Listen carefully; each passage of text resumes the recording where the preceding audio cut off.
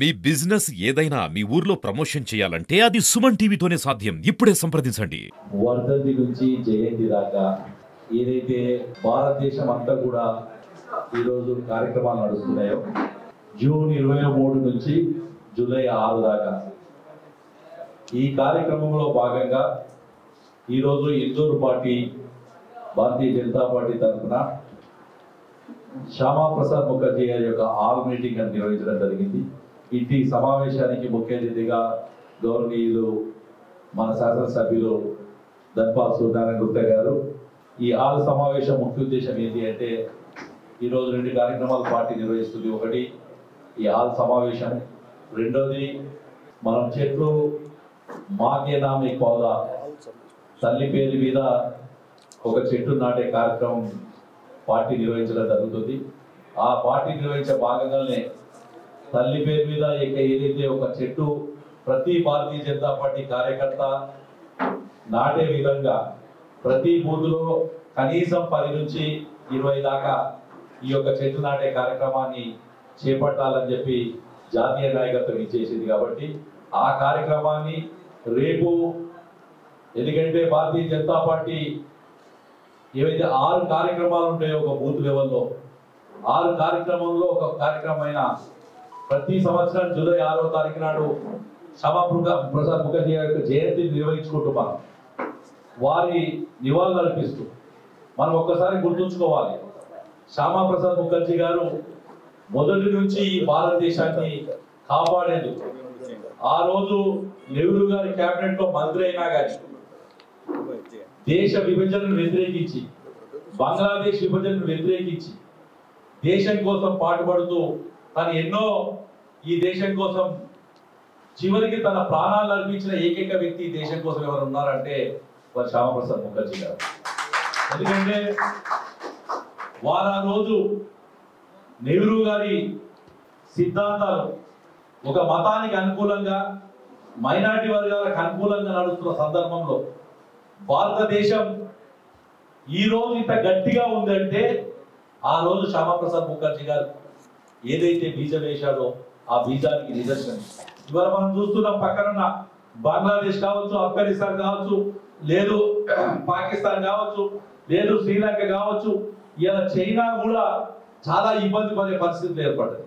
కానీ భారతదేశం ఈ రోజు వరకు కూడా ఇంత గట్టిగా కావడానికి కారణం శ్యామా ప్రసాద్ ముఖర్జీ గారు ఆ రోజే ఆలోచించి ఈ దేశం ఒక ఐకమత్యంగా ఉంటేనే బాగుపడుతుంది, ఈ దేశంలో ఉన్న ప్రతి ప్రాంతవాసి కూడా ఈ దేశ వాసిగా ఫీల్ కావాలి. ఆ రోజు కాశ్మీర్ కు మనం వెళ్ళాలంటే మన ఐడెంటిటీ కార్డు ఉండాల్సి వచ్చింది. కాశ్మీర్కి పోవాలంటే పర్మిషన్ ఉండాలి. భారతదేశంలో ఉన్న కాశ్మీర్కి పోవాలన్నా పర్మిషన్ ఉండే. శ్యామా ప్రసాద్ ముఖర్జీ గారు దాని గురించి పోరాడి దాన్ని తీసేపించడం జరిగింది. భారత్ మాతాకి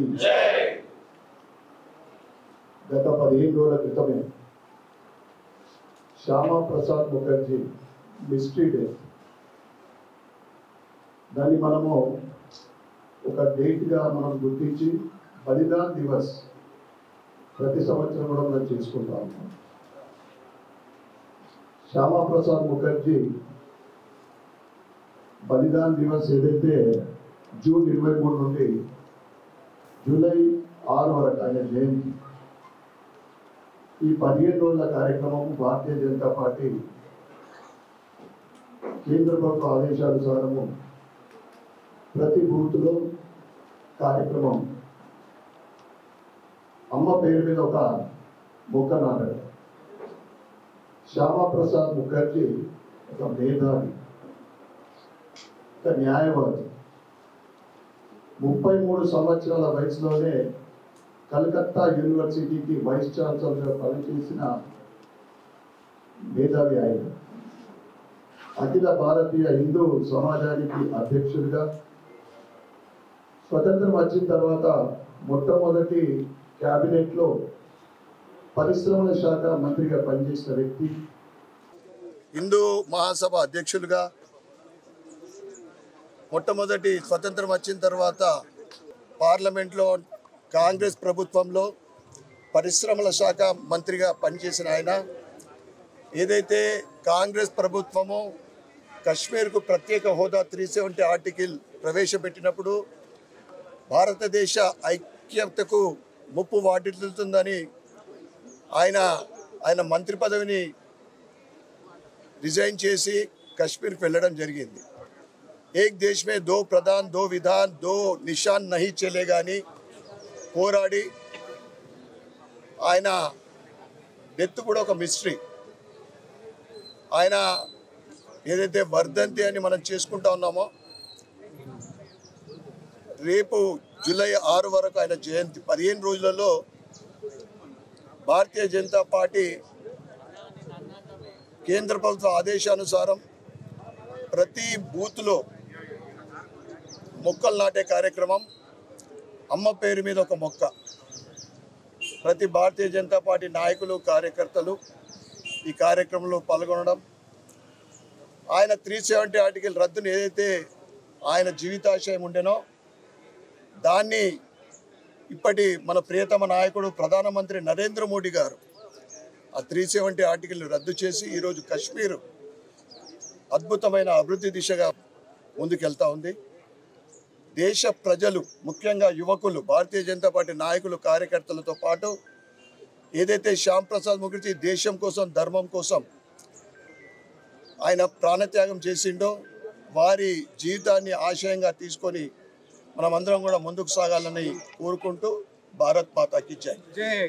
ఫస్ట్ హిందూ సంఘ్ జాతీయ అధ్యక్షుడు శ్యామప్రసాద్ వారి యొక్క జయంతిని పురస్కరించుకొని వారు ఏ కార్యక్రమం అయితే నరేంద్ర మోడీ గారు పిలిపించారో మాకే నామ్ ఎక్ పౌదా అని తల్లి పేరు మీద ఒక చెట్టు కార్యక్రమాన్ని ఈరోజు ఇందూర్ భారతీయ జనతా పార్టీ తరఫున పెద్ద ఎత్తున నిర్వహించుకోవడం జరిగింది. దానికి శాసనసభ్యులు ధన్పాల్ సూర్యనారాయణ గుప్తా గారు మిగతా పార్టీ శ్రేణులందరూ కూడా అటెండ్ కావడం జరిగింది.